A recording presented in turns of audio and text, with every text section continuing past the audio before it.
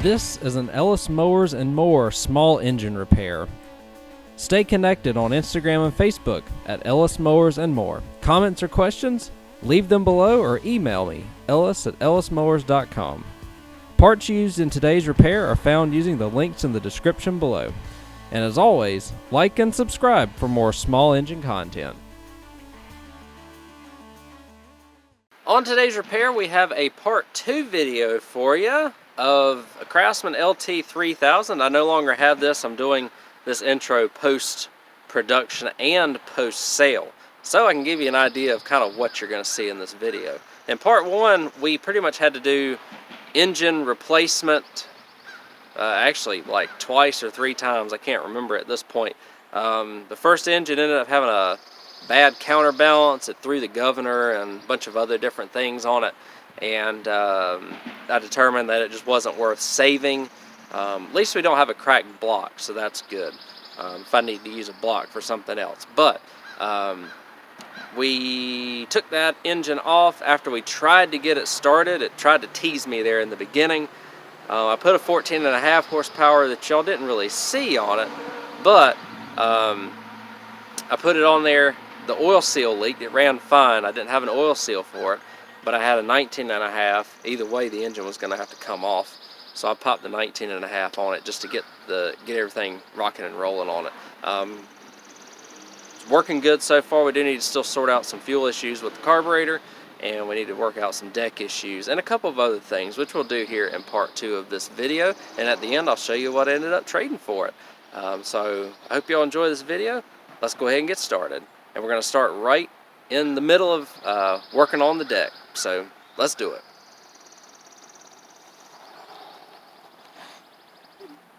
In terms of the mower deck, the only thing I see that's missing, and I don't know how worn the grooves are on this, but I guess we could, they don't seem to be too bad, but I'll go ahead and take off this mechanism and we'll grind all this down and put it together. Those are nice and quiet. That spindle has been replaced, so I just need to find a spring for it. This was not put on correctly, this pulley, and so the pulley alignment is off, and that's what caused this original belt to fray and roll off of itself. I have a new belt from Try that I'm going to try out. We'll put on this. Basically, all I got to do is figure out the pulley alignment of how I want to put the pulley nut and all that stuff on here. I'm going to see if I can get these star screws out so that I can have better access to this, and we'll work on it and put it in, put the new one in, see what we got. Or at least work on the alignment of this so that it lines up with this, because you can kind of see right there the difference and how much lower that is than this. So that's what I'm going to try and remedy here next. So looking underneath the deck now, got an upside down blade on the new spindle. So to replace the spindle, put the blade upside down. So it's loose and it's just not doing right. I'll fix that in just a second. But what I did on the top here is I just put an additional washer underneath, and you can see that it's a lot more aligned. It measures about the same as the other spindle in terms of height from the deck to the top of the pulley. So I think we'll have that remedied. That belt is not going to be saved. I'm going to swap. Man, these blades. So the lift is okay on them. So I'm fine with keeping them on after I sharpen them. I'll get a couple 9/16, and then I'll show y'all what I'm going to do with the blade engage tensioner arm on this deck to help it move nice and smooth. And if I remember correctly, we might have a cable on this, but it's not attached correctly as well. So let's look underneath here. So it looks like, let's see. Oh, it is hooked up. Okay, good. So hopefully our blade cable situation will be okay. I don't know if I can show you all in there. But it looks like the blade cable has recently been replaced, which is awesome. So hopefully that'll work okay. And we'll be cutting here pretty shortly. So swap these blades around, sharpen them up. I'll show you what I'm going to do on the top side of the deck. Alright, so I have fixed the deck. I ended up having to put a different set of blades on it. One of them was pretty badly bent, even though it didn't look like it. So to get this off, put a little bit of pressure down here underneath the carriage bolt. Take your 9/16 off. That carriage bolt comes in. Take note of how this comes off. So you have your pulley, your idler pulley. You have this, which is kind of like your pivot washer. And then you have your actual tensioner, and then you have a little washer in the bottom. Now, this all moves smoothly, but where you get the grooves at are right here and right, I believe, right there. So I'm just going to take an angle grinder and just grind them smooth again, just to make sure that they're all good to go. I need to find a spring for this blade brake, and then I'm just going to slap it all back together. So I'll grind everything, we'll put it back together, and then we'll put a belt on it. So putting everything back on, I just WD-40'd everything and grinded out that right there, and then up underneath here, make sure that there's a little piece right here that it butts up against the mount here for it to stay, and then just make sure everything moves freely. And it's nice and easy whenever you are engaging and disengaging it by hand. I have found a spring to put on here. I need to find one of these springs to put on here, which I should have one. So let me go find that, and then after that I'm going to go ahead and put it on the machine. Again, your two side mounts right here, your rear mount, your two front mounts, and then your cable attaches here. Sometimes there's a washer underneath here, but there definitely will be a clip right there to keep the belt in place. Let me go ahead and take care of all of that, and hopefully we'll have a running and cutting machine here in just a minute. Well, deck is back on again, just those mounting points. Deck belt work. I have a proper 144959 95.5 inch belt on here, and it's doing good. I'm going to show this to y'all in the morning. I'm ready to be done for the day, because it seems like one thing stops, the other thing starts, and this carburetor is now leaking gas. So past the needle in the seat is just a nicky carburetor, and so it's going to get replaced in the morning. And after that, I think we'll be okay. One other thing we've got to do here is, I love these alignment on these LT2000s, 3000s, 1000s, whatever. It's just this tie rod right here in between the two. If you ever see it bent up like this one, all you gotta do is take it out and straighten it back out, and you're all good to go in terms of alignment and things along those lines again. So we're gonna take care of that in the morning as well. And this machine probably be ready to go in the morning. I'm gonna find a seat for it. I think if we go back out here, I think I got a seat. Let's see. I don't know how good of a seat I've got, but I know I have at least one. I think this is a Troy-Bilt seat. And I've got this seat underneath it, which is alright. May grab it just to, let's see. Does it have the bracket on it? It does have the bracket. I can find a different seat to put on it, I think, than this one. That's a Troy-Bilt seat, like I mentioned. So I just need to find another seat, and we'll be good to go. Again, it's pretty crazy out here. I got a lot of moving parts right now, so pretty crazy. But we're gonna get this one knocked out in the morning. That way we can get it ready to rock and roll, and just added to the list of items to be sold here in the coming weeks. This one's been a process, y'all. Usually I can knock these out in about a day. Day and a half at the most. This one right here is probably taking 2 to 2.5, just because of how much has been involved in engine. It's like everything I touch on this thing is I've had to do something with.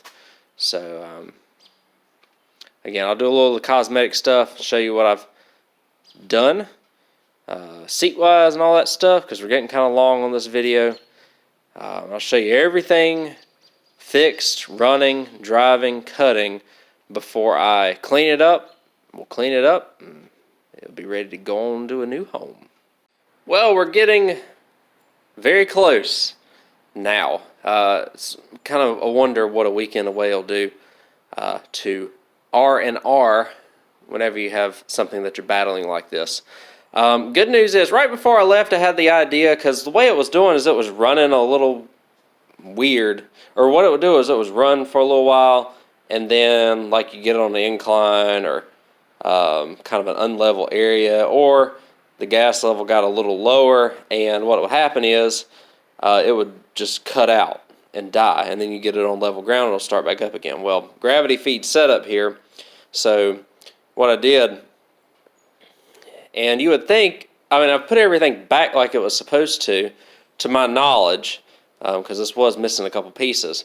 But what I did is elevate the tank a little bit using just these spacers here, get it up about an inch or two, and believe it or not, that inch or two makes a big difference, because I cut my whole front yard with it this morning just to knock some of the weeds and stuff down, because it's still the end of February when I'm working on this, and did not skip a beat at all. It was fantastic. So that's good. I'd still need to clean it up. I'm going to kind of spray a couple of the areas here on the deck. The seat, I don't think I've shown you all the seat. This is the best thing I could find in the back that I have right now that's not currently on a mower that's going to be fixed. So it's going to work. It's a Craftsman seat, although it's kind of starting to come unglued from the base a little bit.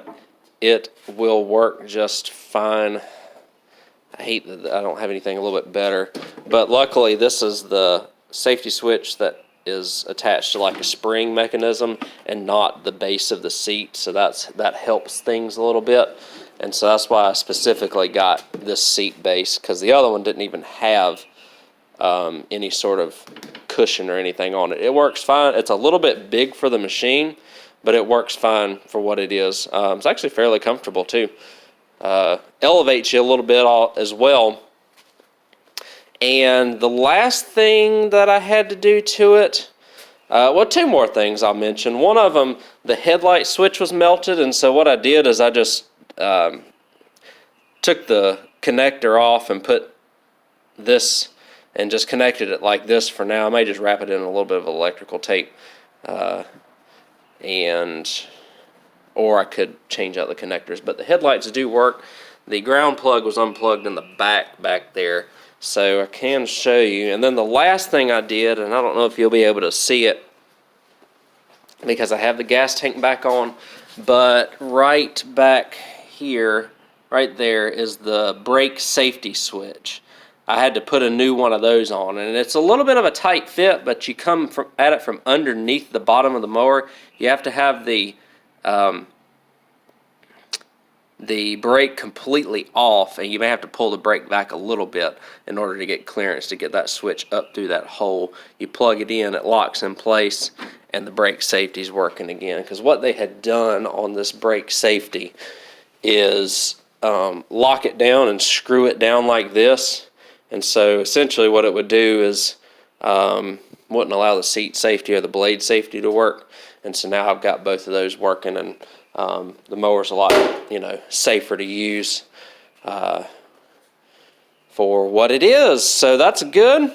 I think it's going to turn out okay now.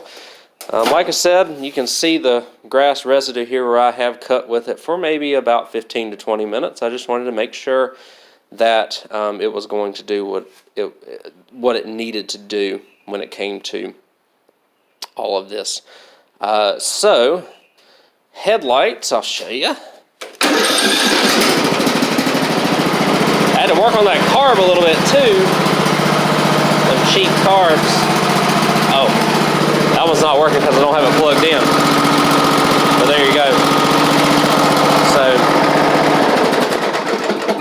So that's excellent. Happy with that, and I'm gonna get it all cleaned up. Do a little bit of, just so that those wires don't touch right there. A little bit of electrical tape. Hook the headlight wires back in. Make sure that they don't hit the muffler anymore, and we should be in business. So I'm gonna go ahead and clean all this up. Oh, also one other thing I did is I trimmed off this discharge chute edge here because part of it was broken. This works just fine as it is. It discharges pretty well, and still protects the deck, the top of the deck. So got to wash a little bit, cover up those rust spots, and make everything look good. One other thing I had to do, I feel like I've had to do everything on this though. Adjust the brakes. Oh, the reverse safety should work too. Sorry if I'm rambling here. But to adjust the brakes, the brake caliper is back there. There's 3 bolts holding it on. One of them is, I think, either a 7/16 or a half. And it will, you just tighten it in a couple of turns. Make sure that brake arm moves whenever you are pushing the brake in, and will retract whenever you pull the brake out so that the brake does not get stuck, and you should be good. I think I have everything covered that I have done on this machine. Now, guys, I'm going to wash it off. I know this has been a very lengthy process, at least for me, and I know this video is probably getting long as well. So what I'll do, give y'all a final look, and I'll show you that it mows really well. The deck engagement also is very smooth now. No resistance, so that's good, and we should be ready to rock and roll here in a couple of minutes. I'll get it all cleaned up, give you all a final look, final drive, and this thing's ready to go to a new home. I'm gonna catch this right before the sun goes down today. I wanted to show you all, I did give it a cleaning. I still have a little bit left to do. This thing surprised me, actually. The headlight lenses, look how clear they came out. Unfortunately, where it's been sitting out in the sun, the reflective portion of the headlight lens there has pretty much dissolved, but it's, you know, it looks kind of cool. It looks fine still, and it's nice and clear. So they call it resale red for a reason, right? I forgot to put a little bit of transmission fluid glaze right there on the top, but like I said, I still got a little touching up to do. I wanted to show y'all before the sun went down today. This morning I got it out, cut grass with it, cut the whole front yard with it. I think I mentioned that earlier. Raised up the gas tank a little bit because I was having issues with the tank being too level with the carburetor, and so what it was doing was when the tank got too low on fuel, it was starving the carburetor and cutting off on me. So that's what was happening. A couple of small other things left to do. I'm just impressed how nice this thing actually cleaned up. The seat, it's unfortunate that the seat backing is, the glues come off. This seat is incredibly comfortable though, and it gives you a nice higher seating position. One thing I did want to show y'all is that it runs, drives, and cuts. The 6-speed works. The transmission, the only thing about the transmission is it seems to lurch a little bit, but it pulls strong. So it's kind of like, I don't know if it's just a characteristic of this type of transmission, because this is when they started, I think they started using the Peerless transaxles, which weren't as good as some of the previous ones that they had, like Spicers, and I think they had Tecumsehs too, right? So let's...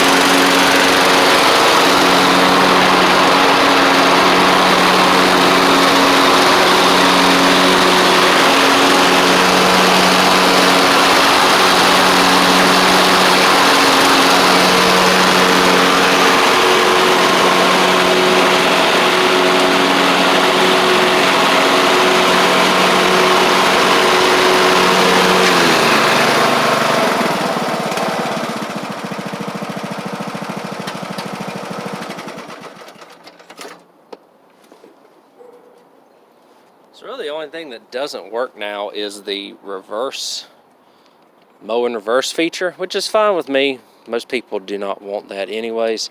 Probably is just unplugged, but I'll tell the potential buyer. It is possible that I have a trade deal on this coming already, and if so, I will post that at the end of this video.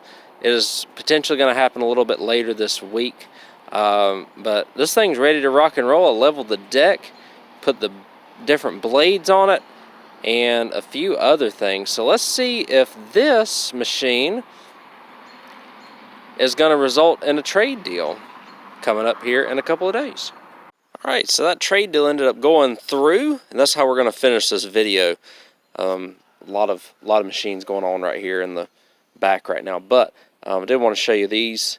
The biggest one of the deal obviously is this Husqvarna YTH 24K48. I think it's a 2013 model year, because it does have an orange deck. I believe I checked on the back. Overall, it's okay. You can see the front end's pretty wore out, like they all are, especially since this one's got about 600 hours on it. And he had done a couple of things. He said he put belts on it last year and a couple of other things on it. Blades actually look okay. This one I like because it's got the Kohler engine on it, 24 horsepower Kohler. These are pretty stout engines. I don't know why this one's not running. He said he was just driving it one day and it quit. So I can get it to pop off a little bit, but nothing to where it'll actually start. So it kind of makes me wonder if there's some water in the fuel or something along those lines that is preventing it from starting. Who knows?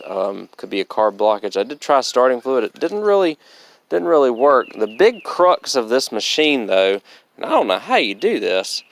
This is the first one I've seen like this, is that the frame back here is cracked. Where is it cracked at? It's cracked right. You can see it right there in the center of your screen. Right there. So what I would like to be able to do is to weld that crack back and turn this into a good machine again. First off, I would need to get it running, and then I'd probably have to tear the transmission out of it and get rid of some of the weight in the back, secure everything, and weld it back. I don't think it's going to be that bad. I hope not. I do have a good battery out of it, so that's a good thing. And overall, aside from the front end, it doesn't look terrible. It looks okay for what it is. I've saved the front ends on these machines before, so I'm not terribly worried about it. But I just have to be, careful when it comes to all that. But just between the push mower and I got an Echo curved shaft weed eater in there as part of the trade. If I can get this push mower running and get the weed eater running, then that's all but like $50 of the trade value that I gave the guy. So, this $120 to $140 push mower, the weed eater's maybe $60, and then I knocked off. I was gonna sell it outright for $550, and then he gave me $300 plus all of these two machines and that weed eater that I was talking about. So all in all, don't really have a lot in this. I actually don't have anything because the other mower that I sold was essentially already paid for with things that I had sold and things along those lines. So that's everything that's what I traded for, and hopefully you'll see this in an upcoming video. We got a lot of projects to get through. Servicing and repairs are starting to come in as well. So that is everything on this Craftsman LT3000 mower. Got a positive trade deal out of it, hopefully, and some cash, so that's really good. We had to do a lot to this mower. We had to earn our keep for sure on this one. Earn our money, so to speak, because I pretty much felt like I had to do everything to it in order to get it going again. We had to swap the engine, do a bunch of deck work to it, and we even tried drive belts although the transmission kind of skips a little bit, but it still drove fine. I drove it for a good little while. We had to grind out the deck grooves. I don't even remember what else, because I've already done a bunch of other things since doing the trade deal. But really, that mower did, for what it started out as, turned out really, really nice. That red really shined up in the end. And that guy's going to hopefully have a really good mower here now that's all said and done. And I've got more to work on, keep replenishing my supply and everything along those lines. So we're continue to work on this, and I really do appreciate y'all watching. I wanted to kind of show you a little bit of a different end to the video here than I usually would, just saying, hey, it's finished, here it is, because I already had that trade deal in the works. I may do that a little bit more. Let me know if you'd like to see what ends up happening and final sale prices and things along those lines. As long as I can stay ahead long enough on videos, I'll do my best to kind of give you all a little bit of follow-ups when time allows and the season allows. So thank you again for watching. Let me know how you think I did on this trade deal as well, and any feedback on the LT3000 is appreciated as well. I enjoy reading the comments, good and sometimes the bad, if you're helping me out instead of just criticizing me. But yeah, thanks again for watching this small engine repair video. As you can see in the driveway, plenty more to come. A lot of riding mower content still yet to come, as well as they come in and go out, trade, whatever happens here. So I'll catch y'all in the next video. Take care.